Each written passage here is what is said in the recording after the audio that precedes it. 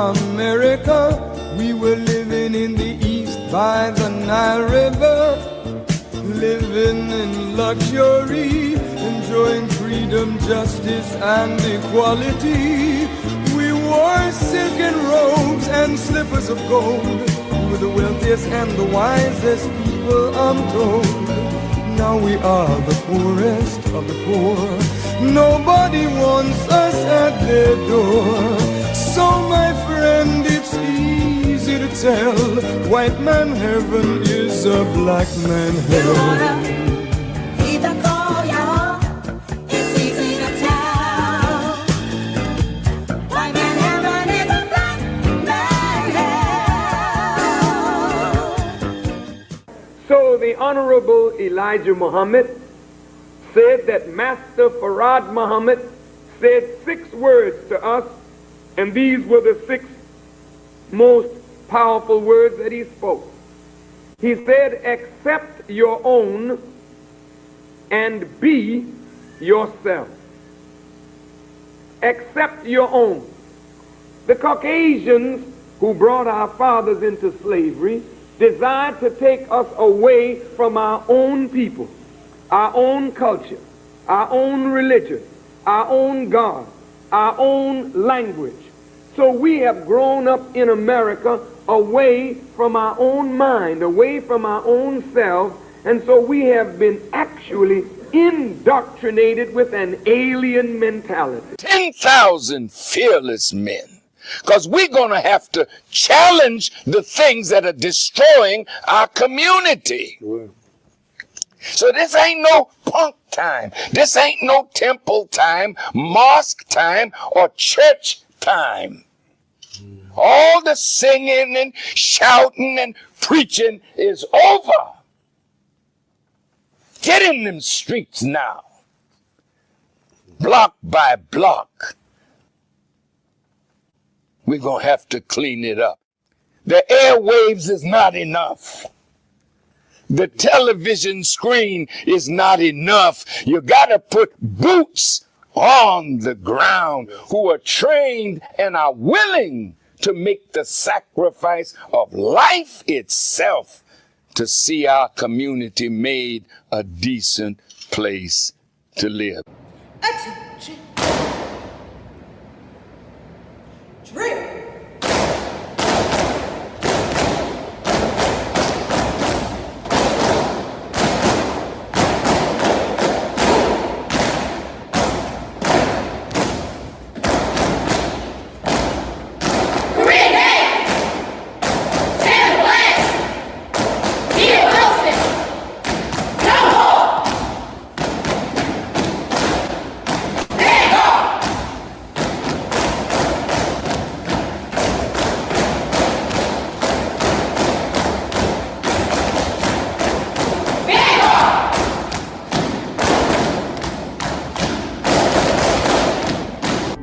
Soldiering is a part of the Nation of Islam, and it readies all of us to obey the commands of God. Now some will ask, well, why military drill? Because this is what produces the camaraderie. Facebook and Instagram thought that they could ban the Honorable Minister Louis Farrakhan. But in reality, they can't, because he already lives in us and millions of others. قل أعوذ بالله من الشيطان الرجيم بسم الله الرحمن الرحيم الحمد لله رب العالمين الرحمن الرحيم مالك يوم الدين إياك نعبد وإياك نستعين اهدنا الصراط المستقيم صراط الذين أنعمت عليهم غير المغضوب عليهم ولا الضالين آمين. In the name of Allah, Master Farad Muhammad, the one true and living God, to whom praise is due forever. I bear witness that there is no God but Allah, and that the Honorable Elijah Muhammad is his messenger. Peace, family, and welcome back to another wonderful episode of WHID-FM. WHID-FM is your personal platform where those of us striving to follow the life-giving, life-saving teachings of the Most Honorable Elijah Muhammad, as given to us by his premier pupil, the Honorable Minister Louis Farrakhan, gather right here in this virtual meeting place to answer that most critical question: what has Islam done for me? It's Sunday, July 6th, and at this time we're going to turn it over to that dynamic co-host of WHID-FM, our sister Janine Muhammad, who is a superstar student here in the ministry at Muhammad Mosque number 6 under the leadership of our beloved brother, student Imam Abdul Salam Muhammad. Sister Janine. Assalamu alaikum, family, and thank you again for joining us for a wonderful episode of WHID, What Has Islam Done For Me, where you hear the stories from our various guests about what Islam has done and continuing to do for them. I'm going to introduce our guest for tonight, who is Sister Tamara Muhammad. She is a fourth-generation member of the Nation of Islam based in Memphis, Tennessee. She is a certified nurse midwife with a Master's of Science in Nursing, and she is currently pursuing a Doctor of Nursing practice degree. Her professional journey reflects a commitment to maternal health and women's empowerment. In addition to her clinical work, Sister Tamara is a nurse educator and co-owner of Greener Days, a business that emphasizes sustainable living practices. Her holistic approach to healthcare integrates her faith, professional expertise, and advocacy for women's well-being, aiming to foster stronger families and communities. So we'd like to welcome her to the show tonight. Assalamu alaikum, family. Walaikum salam. Thank you for joining us today, and I want us to get right into today's interview. So what first intrigued me about your bio that I want you to first share with our audience is that you are a fourth generation member of the Nation of Islam. So can you give us a little bit of backstory about your family's journey, and how did your family begin to accept Islam and maintain up to the point where you all have a fourth generation Muslim in the Nation of Islam? Well, I first want to thank you all for having me on here. It's an honor and privilege. Brother Wes Muhammad, very young brother, how old are you? That's one of my questions I will have. 15. Beautiful. Praise be to Allah. And when I see the youth in the nation, I think about my going to Savior's Day this day to see the place where children can go. We didn't have that when I was growing up. So that's a beautiful thing. And to see the brother well-spoken on the platform is absolutely beautiful. Okay, so let's get into your question. Yes, ma'am. Yes, I'm a fourth generation registered member of the Nation of Islam.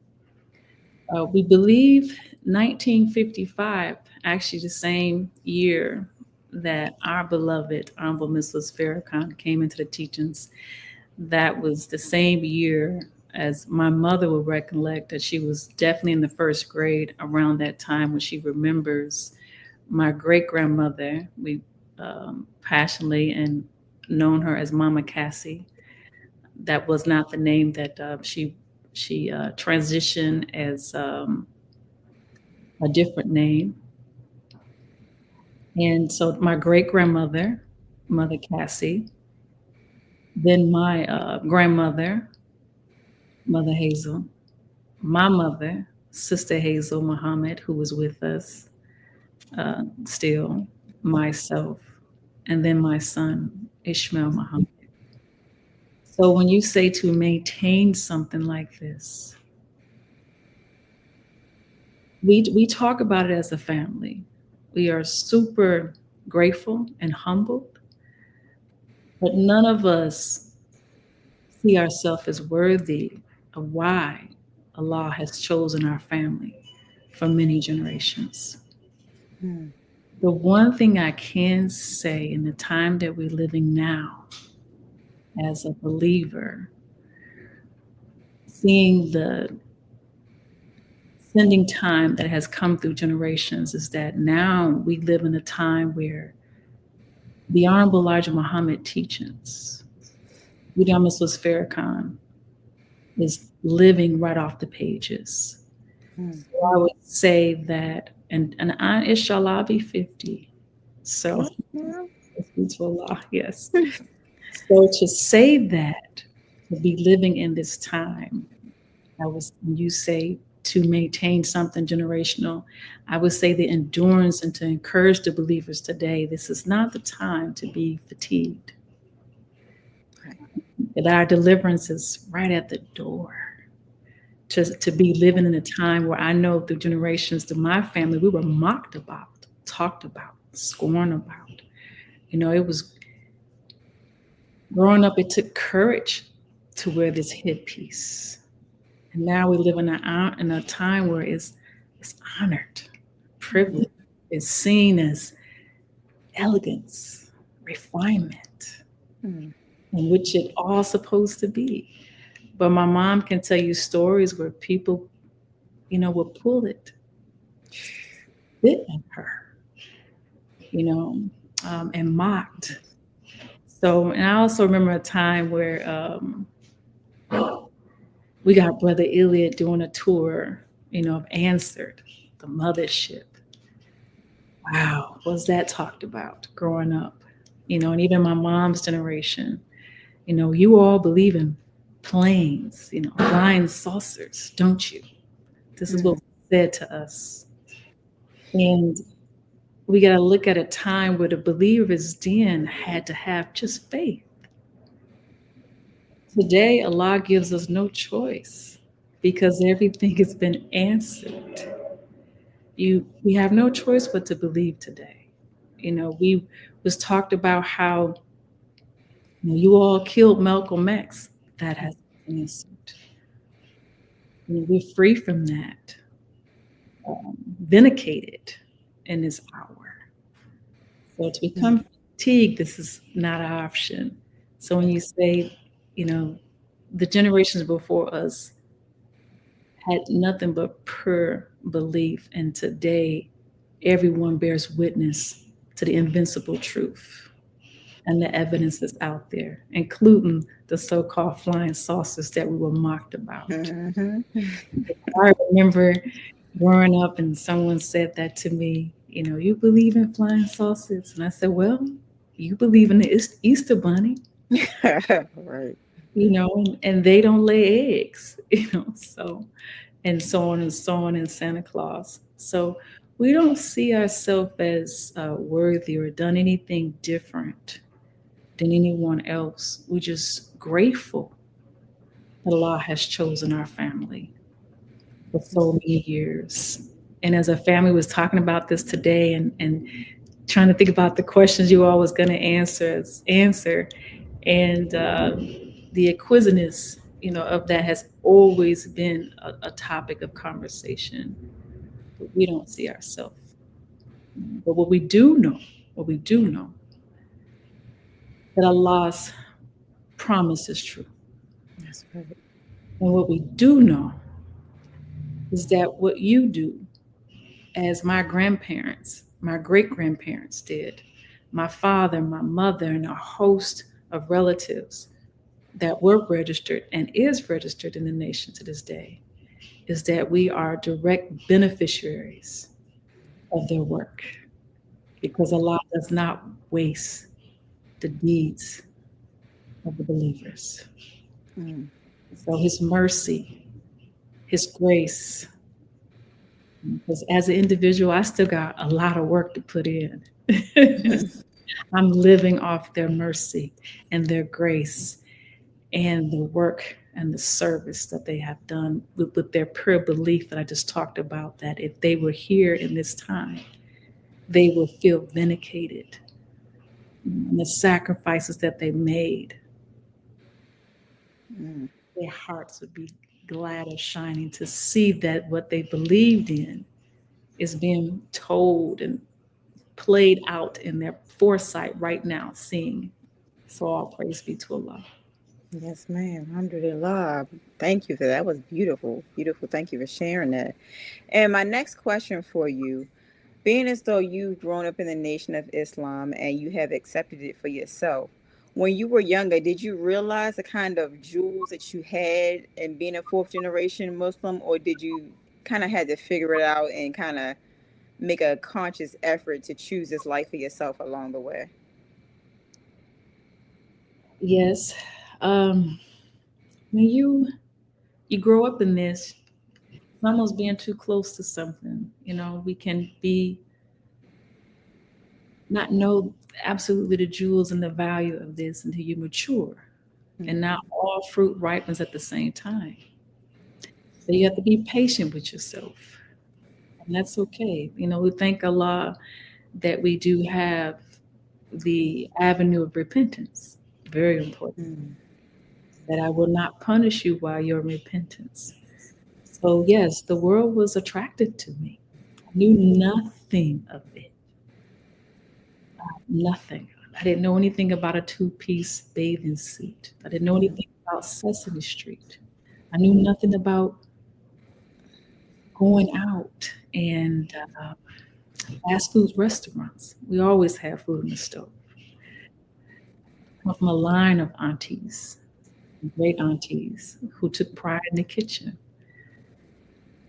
and homemaking. So that was attractive. It didn't last long. You go out there and you find out that even though we have mental illness, we all are sick. They are descendant of slaves, but even though you have that in the house or in the community, I'd rather deal with that mental illness than what is out there. You learn that quickly. That is a fact. Even though it was attractive, I didn't stay out there too long. Ma'am, I understand wholeheartedly with you. My next question before I turn it over to Brother West to ask some questions. So, your career as a midwife, is that something that Islam helped you form that decision to be a midwife, or is that something that came along down the line that you wanted to do? And why? Islam does represent excellence. We should try to exceed in all that we do, to turn over our gifts. And my mom was just pointing and telling me that she's a nurse, and she is. So I started off as an educator. I didn't want to do what my mother did.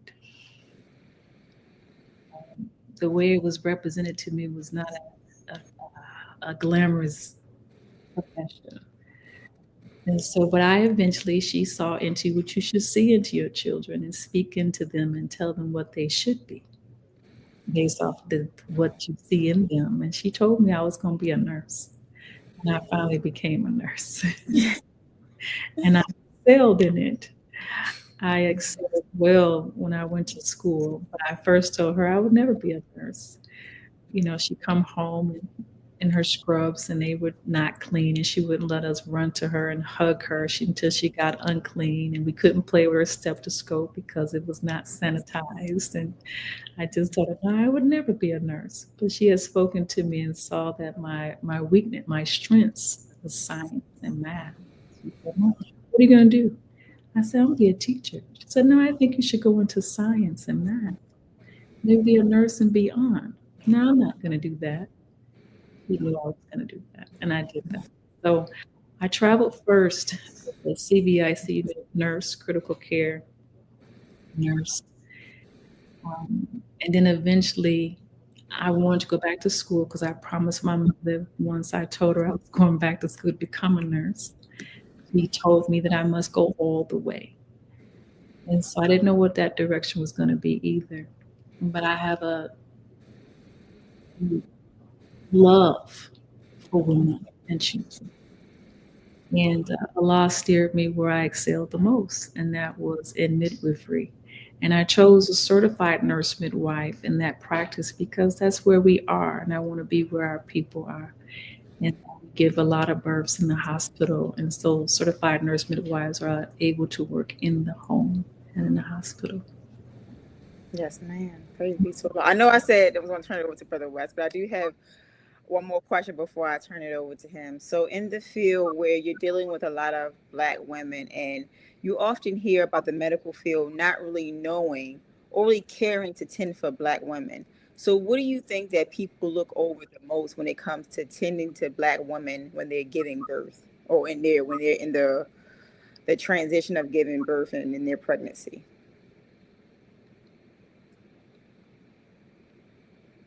We first have to overcome ignorance. That's a lot what I see.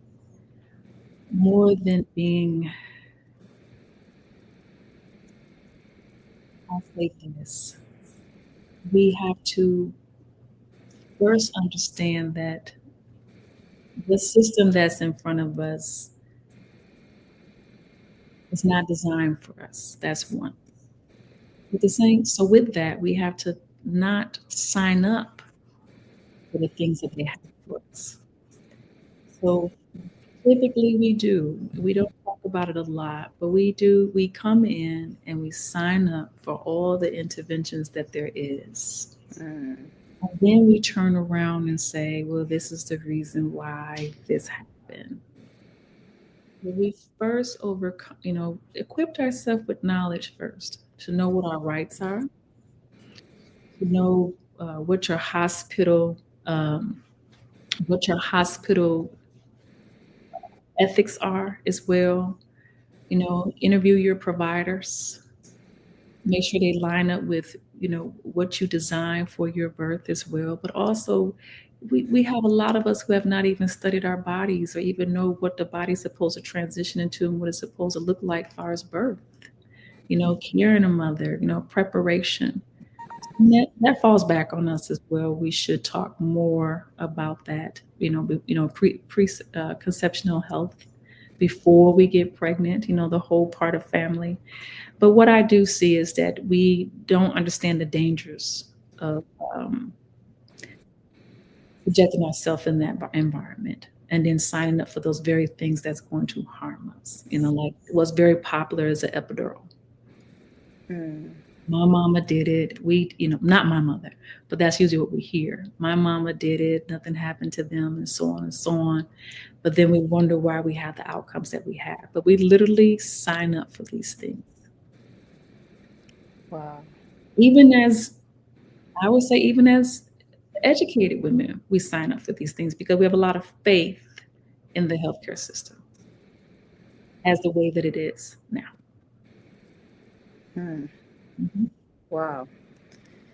Thank you for that. I mean, you hear a lot about the epidural, and it seems like that's the norm now. And I guess it's because of, people may intentionally not want to have it, but I guess maybe when you go through it, it may change. But definitely hearing about that, that's definitely, I appreciate that because it's something a lot of us need to hear. But I will turn it over. I don't want to take up too much time. I'll turn it over to Brother West at this time, who is going to ask you some questions. So, Brother West, I'll turn it over to you. Yes, ma'am. Thank you. In the name of Allah, the beneficent, the merciful, I bear witness that there is no God but Allah, and Muhammad is his messenger. Assalamu alaikum, Sister Tamara. Like salam, Brother West. Praise be to Allah. So I know that Sister Janine just asked you a bit about, I guess, the dangers of entering the medical system with women giving birth. But I wanted to know if you can speak on the benefits of having a home birth and then also going with the midwifery route. Okay. So I know you hear that term a lot, home birth, and the popularity of it. It's not as popular as we see. It's not as popular as we see in social media or on YouTube.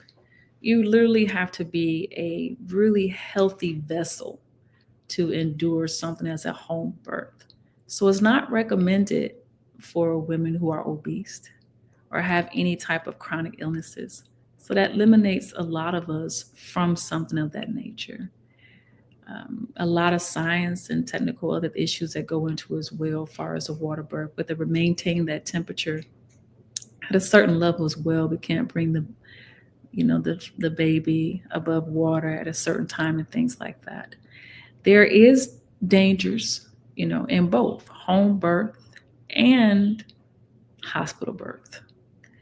But I would like to talk about when we go out that term midwifery, I would like to talk about the popularity of midwives. I just recently wrote an article for our wonderful newspaper, Final Call newspaper, on this very topic, so that we have a huge umbrella of midwives.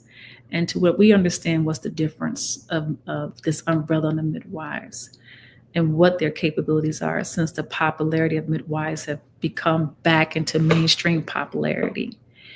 So as a certified nurse midwife, that midwife comes from a background of medical. So she's gone through schooling. She's a nurse, and she has gone through schooling anywhere from 8 to 10 to 12 years, depending on if she's a doctorate applied midwife, certified nurse midwife, or a master's certified nurse midwife. I have a master's. So that's anywhere from 8 to 10 years of education. Then under the umbrella, we have, we call CMPs, certified practicing midwives. The interim into their education does not come from a medical background. That comes from a internship under midwives like myself, or even other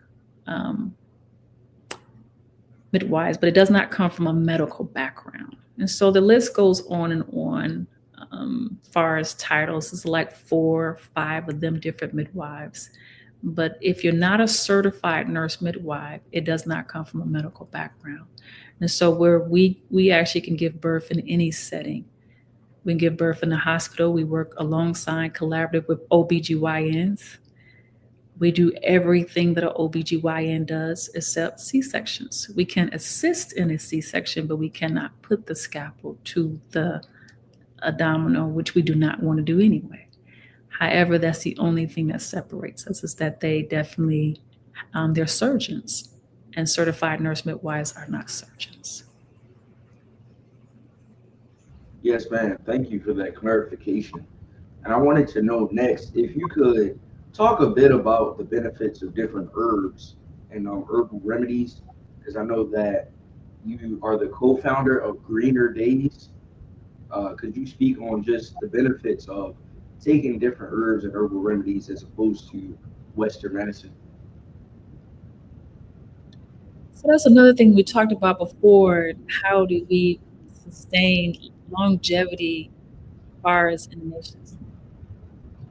Know that everything that we have is by God Himself.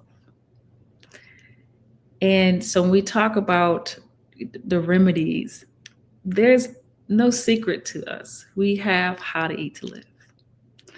That is our health care. That is our preventive care. That is what sustains us. And so that's the advocate of all things. Like what I just said, what eliminates us from having a very wholesome, healthy birth. We don't have to rely on what you call Western medicine, is that if we could adhere to that diet, in which the rest of the world, once again have proven off the page that all, if not all, of our medical scientists today and profession scientists today of medical field have bear witness to our own diet, which they call it the OMED diet. And we call it, which it stands for 1 meal a day. And they have bear witness that meat is not good for us, and vegetables and fruits. So when we talk about remedy, there are no secrets. They have literally taken from us, repackaged it, and sold it back to us, and tried to lead us in their community to our community on what's right for us. So we're going to go with the how to eat to live. And I see doctors and health practitioners all day long telling us as a people to leave swine alone, leave pork alone. How we come in with these elements of chronic illnesses of hypertension and diabetes. And I see more of a parallel and similarities and right lined up to the teachings in which they are given first and foremost as a diet of a lifestyle change, as a long-lasting effects over medicine. So that is the only remedy that we have given to us by God. Bean soup. Yes, ma'am, of course. I feel like that's one of the best medicines you can take, definitely. And I next wanted to ask you, well, first, we know that we as a nation have just celebrated our 95-year anniversary. All praises due to Allah. But I wanted to know, what exactly does that mean to you? How does it feel to be a part of such a beautiful thing, especially as your family has been in the nation for 4 generations now? Yes, beloved. It's like what I said before, if it's not for these teachings, we have to, we're so close to them. I think we escape the miracle of it, to have this sacred framework, in a journey of life, a way of life, a path that helps us to work out our own salvation by the morality of it, wanting to be moral. We talked about my education, me being a certified nurse midwife. I have a lot of degrees, but none of them gave me character development. None of them. Only this teachings of the most honorable Elijah Muhammad, taught by God through his greatest helper, the Honorable Ms. Louis Farrakhan, character development. And so when we come in, as my patients would come in, and we talk a lot these days about postpartum depression. We have these famous terms today, narcissistic people. And I can tell you, as a believer, as you said, 95 years, when I think about these terms, I think, once again, a trick of the enemy. All that I see in us, when we have these terms that they like to relabel us, is what I see as spiritually undeveloped people, low character, in a very unmoral, or what we would call a deficient moral world. So this is the greatest guidance. And in this time, that is the grace and the mercy from Allah to have this guidance. So 95 years, like you said, generations to see this, I know that the hardships, the mockery, and what my family went through, there was once a time where even if you told someone you ate 1 meal a day, they'd tell you you starve yourself. That's the thing today. Everyone. I have colleagues and coworkers, that's all they do is eat 1 meal a day. In the time of COVID, they were saying that was keeping them alive and keeping them free from COVID was their OMID diet. So I hope I answered the question. Yes, ma'am, you definitely have. Thank you. And next, I wanted to know, what is some of the greatest advice that you've been given by a fellow believer, and what advice would you give to a new believer? The greatest advice that was given to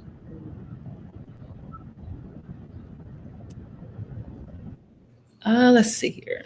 I got a text message from someone on the show. Okay. The greatest advice, my mother, she would say, keep living. Strive hard, get back up. Keep living. Repent. Move on. Don't do it again. Keep living.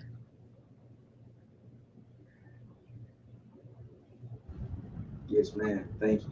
And then my next question before I turn it back over to Sister Janine, I wanted to know, what is, I would say, the best experience that you've had among your fellow NGT throughout your period of being a registered believer, and then also as you grew up in the Nation of Islam? Experience? Yes, ma'am. The greatest experience is going to MGT class on Saturday with my mother. Could you repeat that? The greatest experience is going to MGT class with my mother present. And the other greatest experience is seeing your children fall in line in these teachings. Your son getting registered and walking this life. The other greatest experience is I have a 4-year-old grandson, Fahim, goes to MUI. I want to thank all the sisters and brothers at MUI. He runs through the home, says Allahu Akbar. Today we watched a webcast with Brother Ishmael, and he was playing hard, running through the house and screaming, and they said prayer time. He ran in front of the TV and he, Grandma, prayer time. And so Islam is in the home, family, way before we get to the mosque. And we was also told one day we'll be back in the homes. And he gave us a prelude to that in the time of 2020 when he told us to go in our homes. So Islam is established in the home. So that's what I've learned when you ask me from my family being registered. So I didn't just have a great grandmother that was registered. My father, my mother, my grandmother, my grandfather, but my grandmother, all of her living siblings were also registered. I've never had an opposition to my Islam inside my family. I feel for the believers when they say that they grew up and they had opposition to their Islam in their own family, or maybe have been put out or threatened to be put out their home for their belief. That I've never had that struggle. Praise be to Allah. So the one thing I do know is that Islam is in the home. So praise be to Allah. And it was an honor, a privilege to hear my son say to us in the time of 2020, when he told us to go in to our chambers, and they loved it. To hear my children loved how peaceful our home was. It's chaos all among us, but our home was the garden that Allah promised, the peace for the doer of good. And I thank Allah for that. So those are the greatest experiences. Yes, ma'am. Thank you for your wonderful answers. And with that, I'm going to turn it back over to you, Sister Janine. Brother West. My next question that I have for you is, when a woman finds out that she is with child and she's looking for someone to take her through this process, because a lot of our sisters really don't know, what are some of the things they should look for when they're looking for a OBGYN or a midwife to assist them? Well, research has definitely shown that we should have grown as a people, as a culture, to look for someone who looks like you. That's across the board. You know, we go to other communities, even just for experience in my own practice, there are plethora of other people who do not look like me, do not align with my culture, will not want me as their provider. So it's socially accepted also for us to not want certain people as our provider or our advocate or caretaker over us. So I would say first start there. Find someone who looks like you, who aligns with your culture, who aligns with your beliefs, and you can interview your providers. There's growing all Black healthcare professionals, businesses who definitely align and willing to grow. So even as us as Muslim women, we can find other practitioners. I know in this city, they're there and they're willing to expand. You know, the one thing we can say is that when you are dealing with us as a large through our teachings, you can definitely tend to our moral compass or moral humanity within inside of us, where we're willing to listen and learn new things. I have experienced that among my colleagues as well that look like me. So I would say that's a good place to start. And then pick up the books and read. There's all kinds of birthing books out there. to at least know what the stages of birth is and what to expect in your second month, your third month, your fourth month, and things like that. I mean, you have the world's largest encyclopedia, Google, internet. That's We'll right. say that we should at least become versed with that and the changes of your body so that you can speak the language of your providers, because that is a whole nother language. Yes, ma'am. And my next question before we turn it over to Brother Jamal, who's going to ask you a couple of his questions. So the woman has reached the stage where she's giving birth. Now, in that moment, she's really not aware as far as her surroundings because she's focusing on giving birth. So when she has people surrounding her, her husband, her mother, or family helping her through this process, what are some things they should look out for when the woman has given birth, as far as in reference to after they've given birth, if the hospital may take the child, or should you consent to that if the woman is maybe not in the frame of mind to really watch her surrounding? What should they be doing while the woman is in that process to make sure they're covering down? And that beautiful question, sister. So I've counseled many sisters on this, and what we have come to find that works is, instead of being reactive, let's be proactive. Before we get to the point of birth, we want to make sure we choose the right people to be around us who understand our wishes, our desires, for ourselves, because there is a lack of coherence at a certain time. That's true. Mapping out a birthing plan and not being too stuck on it just because it didn't go your way. Allah is the best knower.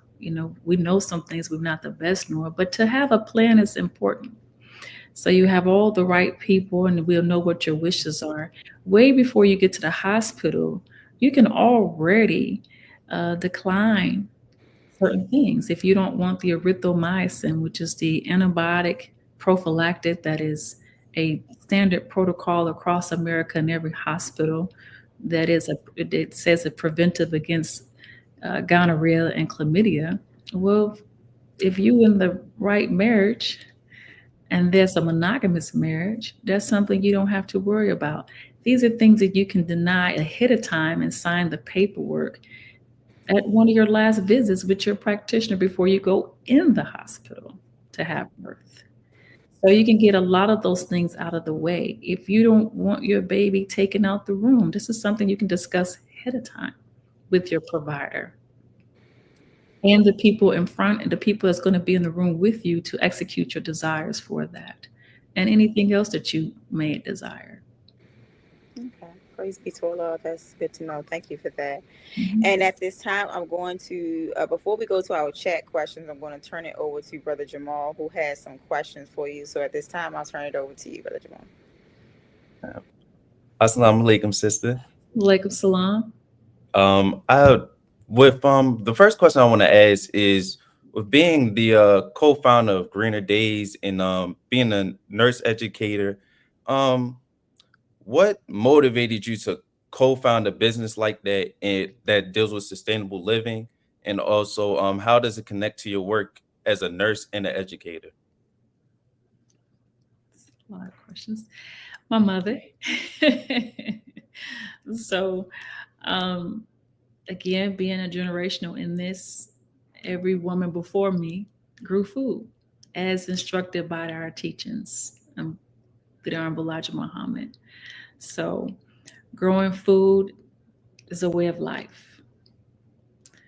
Like our teachings is a way of life that governs every aspect of our life. So my mother and her mother before her and her mother before her and a host of aunties and great aunties all grew food, to where you wake up in the morning and they're in your backyard taking your food.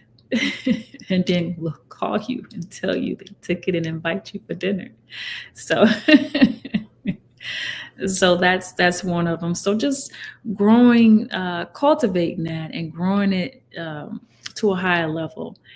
And then we met a man in Milwaukee that has also helped our nation, Will Allen, who has helped us to the science of growing, as we're taught through these teachings as well. We must know the science of all things. So bringing us back to ourselves, bringing us back to Mother Earth on how to grow food properly. So through, being a student in Allah's atmosphere out there and environment and learning that way. So we don't grow with any pesticides, herbicides, insecticides. We use exactly, as being a student, how Allah will show up back there. So we use the resources back there to grow our food. Good. Thank you for that. And also this is my second and final question before I turn it back to Sister Janine for the audience questions. So as you so with being in the nation, my fault, I wrote this question down. Can you share how your experience in the Nation of Islam has helped you navigate challenges to your professional and educational journey? How the teachers have navigated it? Yes, ma'am. Okay. So there is no other solution. There is no other outlook on life. Without these teachings, you can't have, especially in a sin, sick, fallen world. So you talk about navigating, you study, read, believers, read, study, which is the answer to all of our problems. And of course, we're going to have them, right? Struggles ordained. But when you have that per faith, and like today, when they say an open book test, it's open book because it's right in front of us for us to check our beliefs today, where they didn't have that before.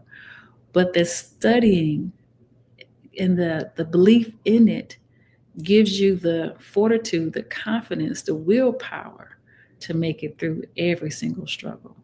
But if we're being honest with ourselves, and that's what our teachings make us do, is have some self-awareness through self-evaluation, self-analysis that lead to self-correction. Another popular word on social media is self-awareness, something we've been doing a long time, and mindfulness is something we've been doing a long time as well, is that if we're being honest of self-awareness, we're the subtotal of all of our difficulties. Allah desires ease for the believer. And if we totally be honest, is that if we're looking, our happiness is totally dependent on the obedience to the will of Allah.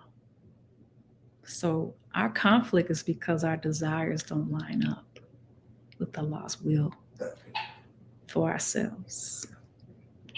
So that's how I navigate. You got to submit and fight.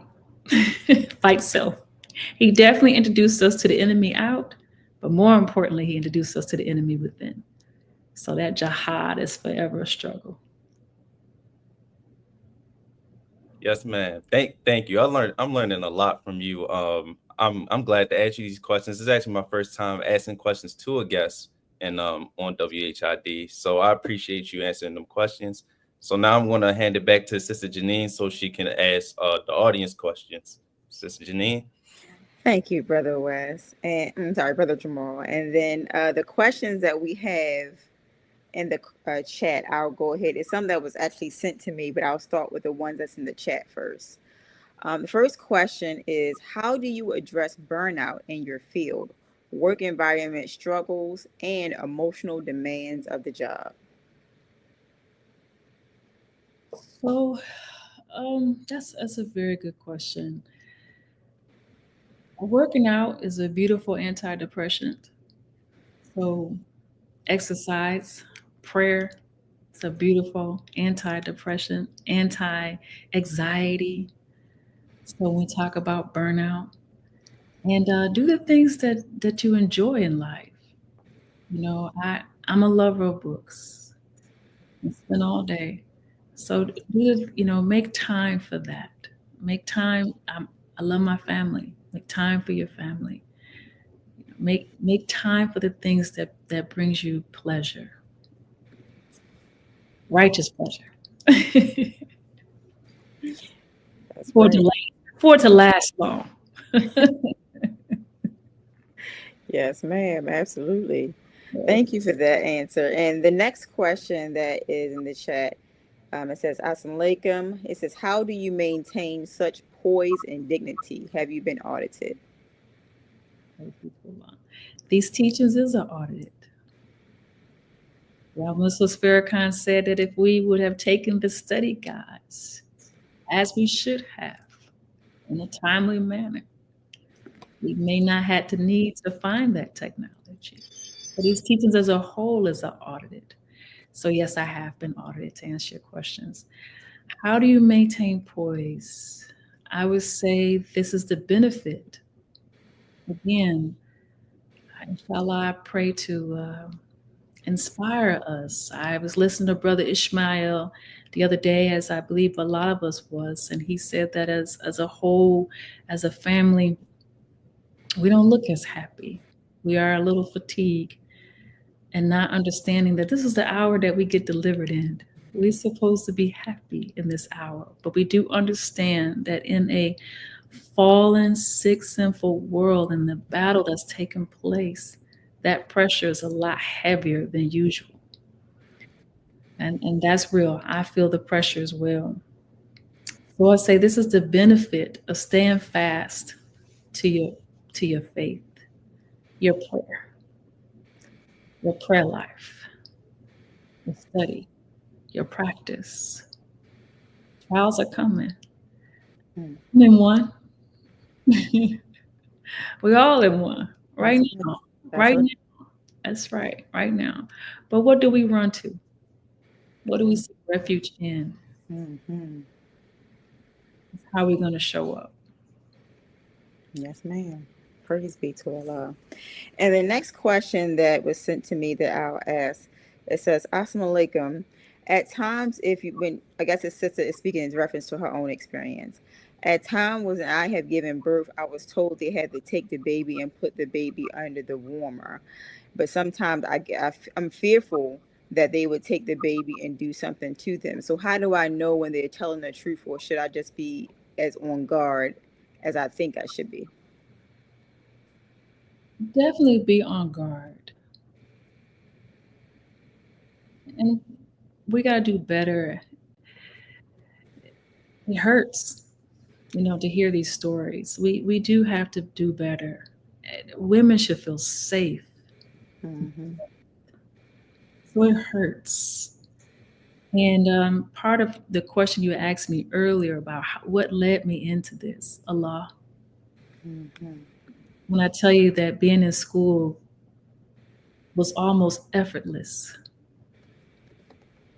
because it was Him driving me. I had no idea I would end up here. I used to say I didn't even like women patients at one time. We were whiny and too needy. And then here I am. So Allah, all Allah. So definitely be on guard. Have someone present. And like I said before, have a birthing plan beforehand. Make your wishes known beforehand. Know what your rights are beforehand, what you have to accept and what you can deny. And so far, what I know across America, you can deny everything except an IV coming into the hospital. We have to have emergency access. No provider is going to allow to take care of you without an IV. If a provider is there that takes care of you without an IV, you are so blessed. And at any time, I don't think that we've been the property of a people for so long. I think that we still see ourselves as their property, as if they call the shots over our bodies. It's okay for you to say no and fire your practitioners in the midst of care and ask for new ones.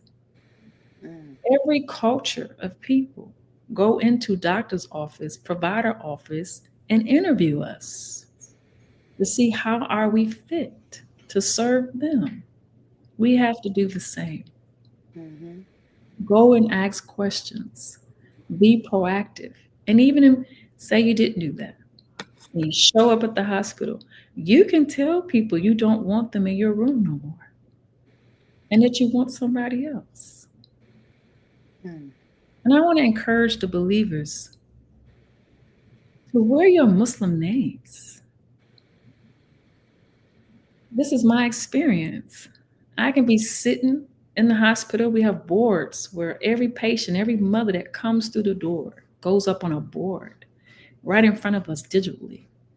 And there's providers sitting in that room will choose you based off your name because that already identified them who you are and what your beliefs is and what you may want or not want. So there's Muslim providers, they'll see a name up there, Abdul, Muhammad, immediately, and will assign that patient and say, that's mine. I'll take that one. Wow. So wear your Muslim name. That is protection. And remember, this is our hour. Yes, ma'am. We're the victorious one today. He is not in power. He is building his kingdom. And part of that is births. So we out here. So what are your names? Yes, ma'am. Praise be to Allah.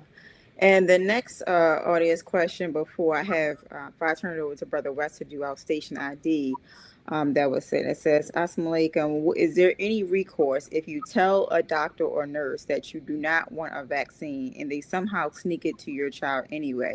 Is there any legal recourse?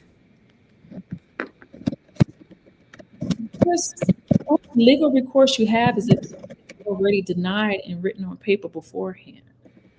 But once again, we have to step off the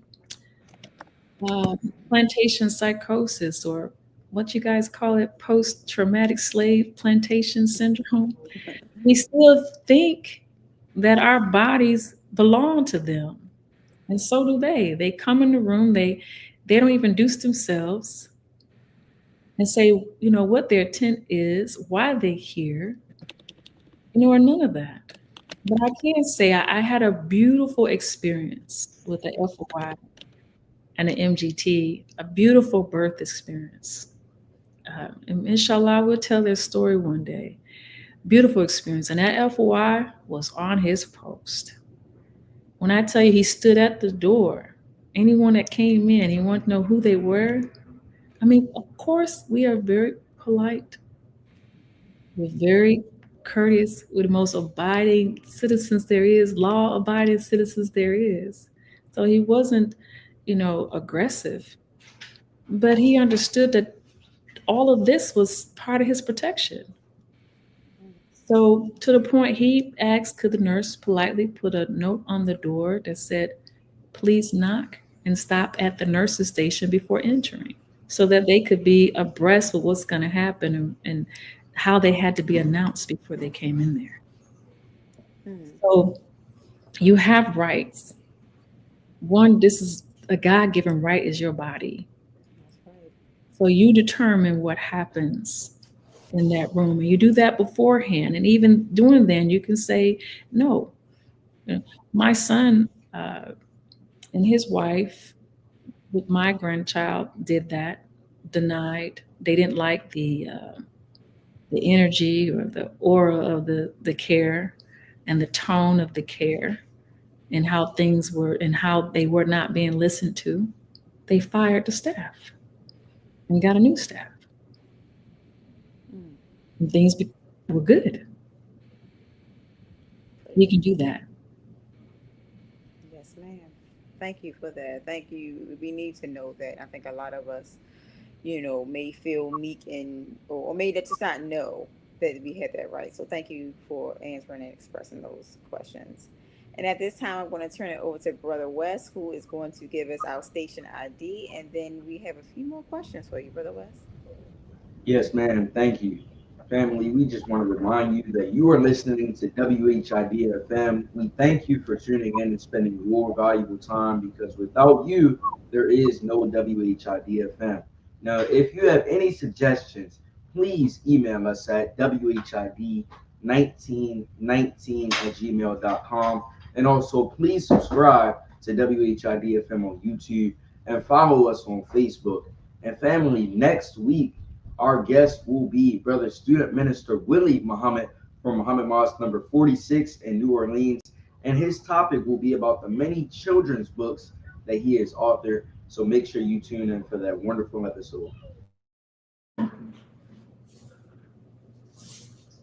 All praises due to Allah. My next question for you, Sister Tamara, I wanted to ask you, what has Islam done for you?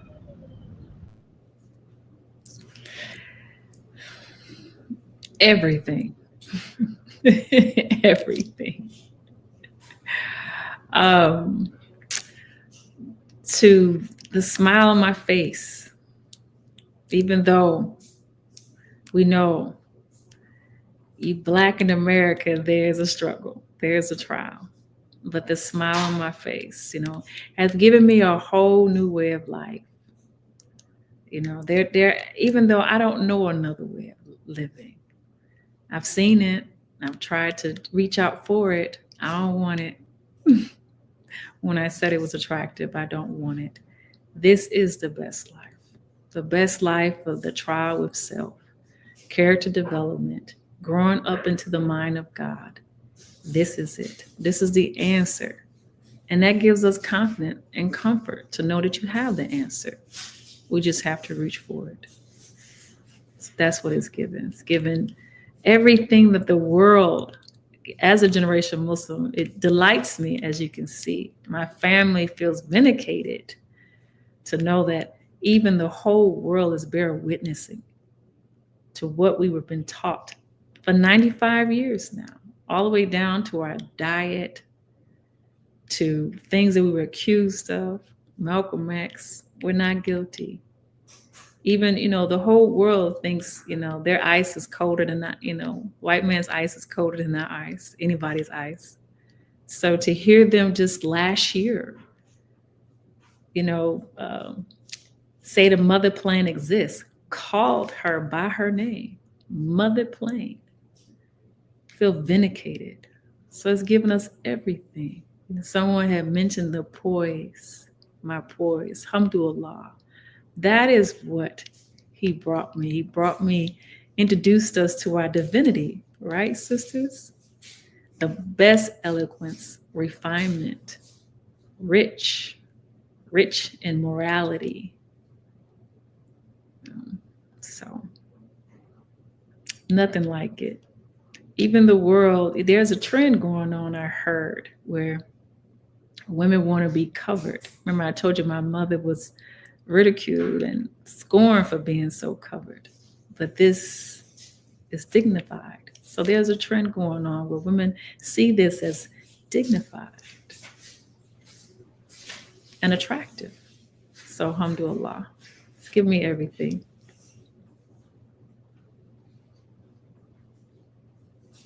Oh. Yes, man. Praise be to Allah. And as we began to wind down, as you mentioned, Islam is giving you poise, and somebody asked you a question about it earlier. So if you can just expound a little bit more, not even just for the sisters specifically, but in general, how does Islam dignify a person? My mother's talking. They're actually watching. Yes. So she says our teaching teaches us how to dignify ourselves. So I'll say this. This is not a costume. It's not a costume. We didn't relegate ourselves to Sunday, where we just put this on Sunday. This is an honor and a privilege. This is life. It's a way of life. This pours out from your heart, from your being of wanting to be this. So my greatest experience as well is that as I traveled as a travel nurse through every city, I can find a sister who understands that it takes great courage and dignity to put on this headpiece and stand with the man of God today to say you are a new woman, refined and dignified. This calls us to strive for the best morals, the best ethics, to be intelligent. We have more to offer than what we see in society, where we just put our backsides in a camera. We're more than that, than what we see on Instagram and Facebook. So this is character development. Like I said, I have many degrees, but only to teach the most honorable Elijah Muhammad builds character that makes us strive for a moral, righteous conduct, a way of living. And so the other thing that is given too is allowed, as a family, we have a lot of strife in family, and I would just share this with everyone. This year as a family, we implemented during Ramadan atonement with one another. And so it allows you to know how to, conflict resolution within your family. So it brings about a glow of peace, tranquility, and happiness, which he promised. So,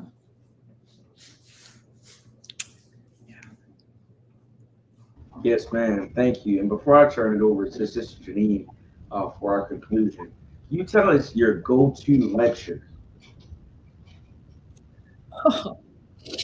Oh, love and duty. Okay. Love and duty. Cycles of life. The love and duty. That's serious. Yes, ma'am. We've gotten that before on the show, and I wanted to know, what was your personal reason for going to that lecture during any tough time, or even just in general? Our biggest conflict is our relationships. It all boils down to the relationship with God and the relationship with self. So, as a people that don't know love, trying to understand love and where it all starts with, and to understand that, duty equates love, duty is love, and that comes with sacrifice, comes with patience. So, and it's not just about marriage. All our relationships resemble one another.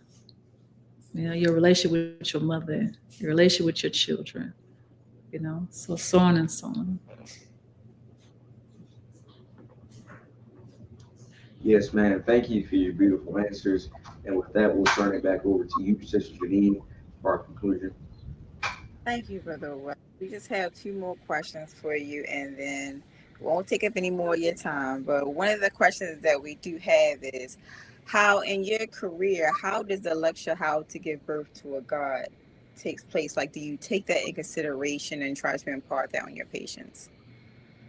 Yes. So one of the things I do use to encourage us as women is that we've been giving birth like this for trillions of years, the natural way. And it won't fail us now. So that's one of the things too. And what I also realize is that our thought process, like it says in giving birth to a God, that governs everything, not just birth, but that's what we manifest is, thoughts matter. And that's exactly what we manifest. So I strive hard to focus on what they're thinking, in order to scope exactly how they feel. So that's important. So your thoughts. And with new moms, I can say what I observed is fear traps us into making poor decisions. And that's in life in general.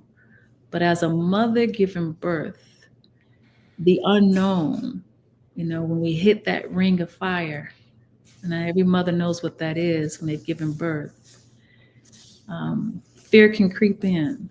But if we don't allow it to creep in and we rely on faith to know that this process has been happening for trillions of years, that's why we're here, it won't fail us now. And then I focus on letting the woman know how sacred she is and how it's sacred ground. And we know, like, when the story of Moses, when he went to the mountain, he was told to remove his shoes because it's sacred ground. That woman is sacred at that time, which means God is present. So just huge encouragement. We cannot, your faith carries you through everything in life. That's what Islam has done. And we can't set it down there either. At that time as well. Don't set it down right there at birth. So, Man, praise be to Allah. know that He got us. That's right. Yes, ma'am. Praise be to Allah. And before we go to announcement, do you have any closing comments for our audience? Anything you would like our audience to know?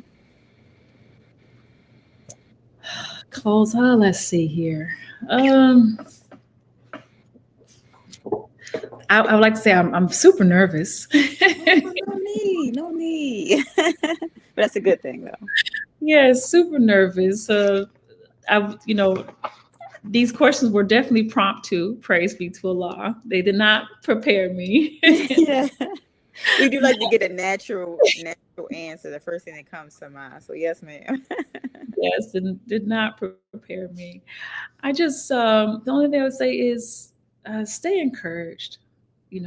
This is the time where we should be happy and growing and in our faith and knowing that we're being vindicated in this hour.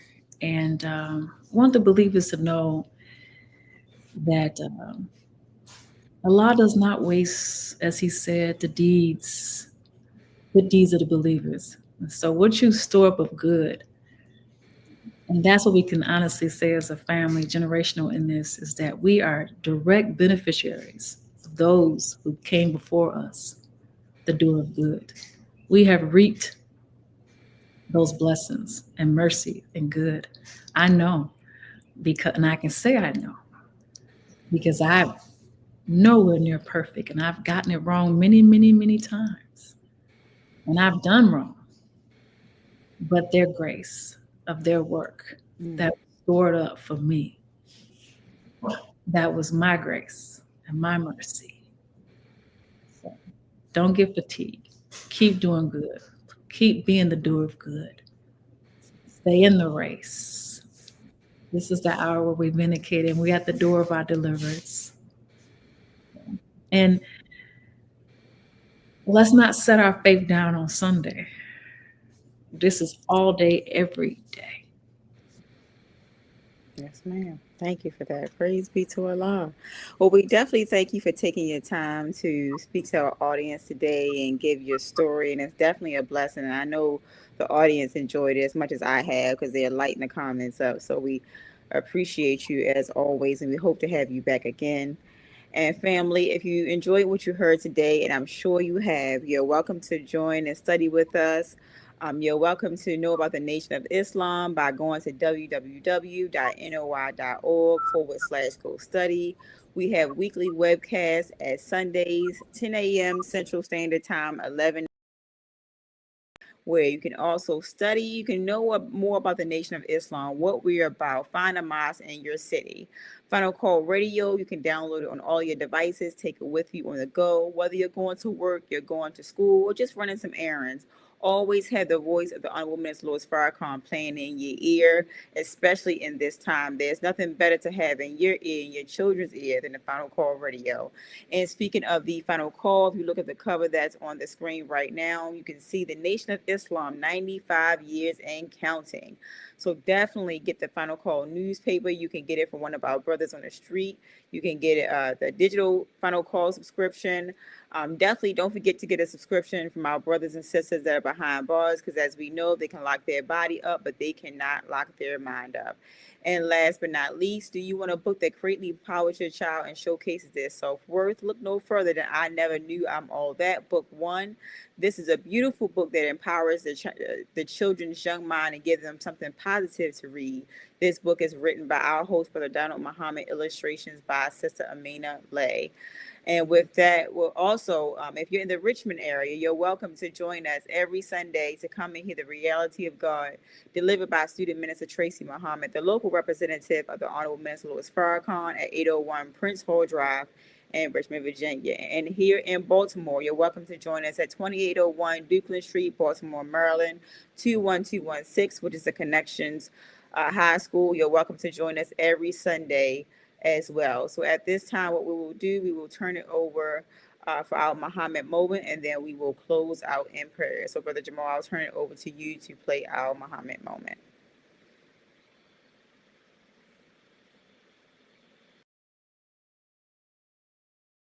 Assalamu alaikum, family. I pray you all feeling strong and staying well. I know many of you were inspired and informed by the powerful words of our dear sister.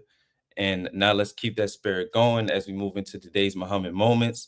The Muhammad moment today is titled "The Role of Woman: Their Relationship to God," which was done originally spoken on December 15th, 1990 in Louisville, Kentucky. And if you want more of these teachings, you can, if you're looking to deep dive more into them, more of the life-giving and life-saving teachings from the minister and those working alongside him, be sure to visit Final Call at store.finalcall.com. Again, that's store.finalcall.com. And now, family, we will move on into today's Muhammad moment.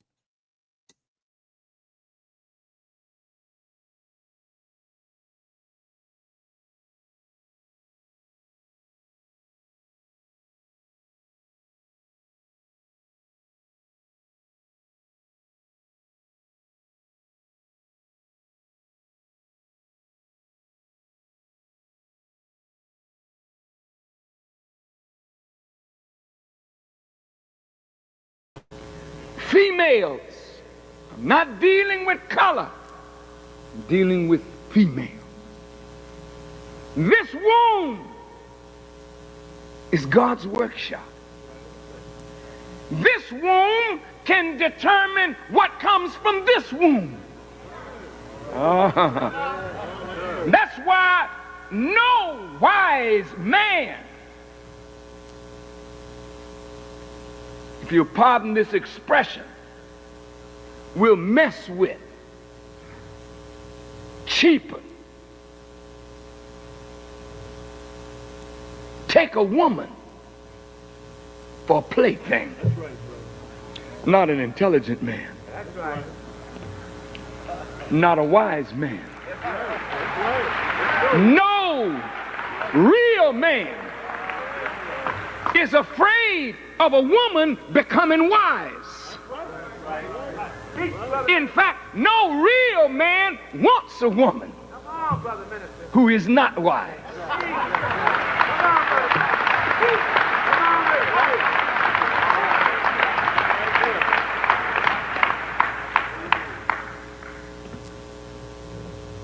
Any society that deprives women deprives itself. And if I may respectfully say to every woman in the audience, there is no society on this earth that has given women their just due. There's no religion that has given women their just due. You may not want to clap on that. Come on, brother man. But I'm going to say it because I believe it. Yes, sir. Christianity has failed women. Yes, sir. Judaism has failed women. Islam too. Yes, sir. Not Prophet Muhammad, not Jesus, not Moses. Come on, brother. But the scholars have added in their ideas and corrupted the idea of the prophets of God where women are concerned. Yeah.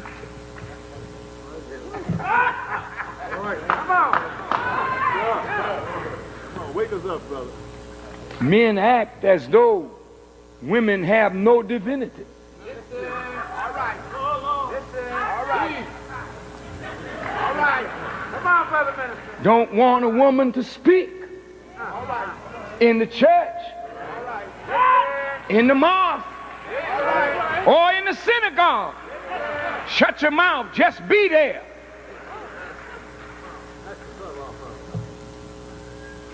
You said, but Paul said, but Paul wasn't Jesus.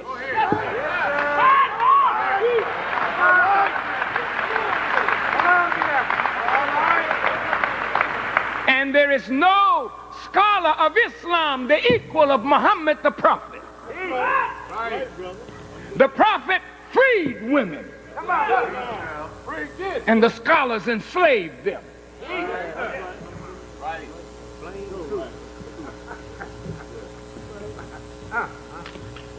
Women, by the very nature of themselves, are deeply intuitive. The seers in the church, very few men see. It's the women.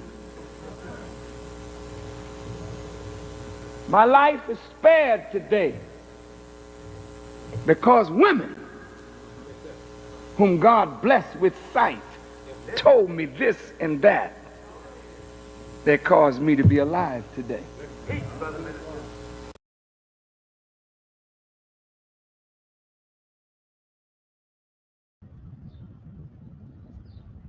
All right, family, and with that, we're going to close out in prayer, attention prayer. Bismillah ar-Rahman ar-Rahim. Alhamdulillah Rabbil Alameen. Rahman ar-Rahim. Maliki yawmiddin. Iyyaka na'budu wa iyyaka nasta'in. Ihdina as-sirata al-mustaqim. Sirata alladhina an'amta alayhim. Ghayril maghdubi alayhim waladdallin. Ameen. Assalamu alaikum, family. My album. It's an album that speaks from the pain of the heart of a little boy wanting to see his people free. Yeah, this is Big Snoop Dogg coming at you live and direct. This is a project that attracted some of the most brilliant, award-winning musicians and artists. Let's change the world. Let's change the world. Let's change the world. Whoa, let's change the world. Let's change the world. Let's change the world. Let's make hope for the future. Brother, what will you discover if we come together and do it like we never? I'm just sick and tired. I'm fit to light the fire. Now put this on the wire. The devil is a liar.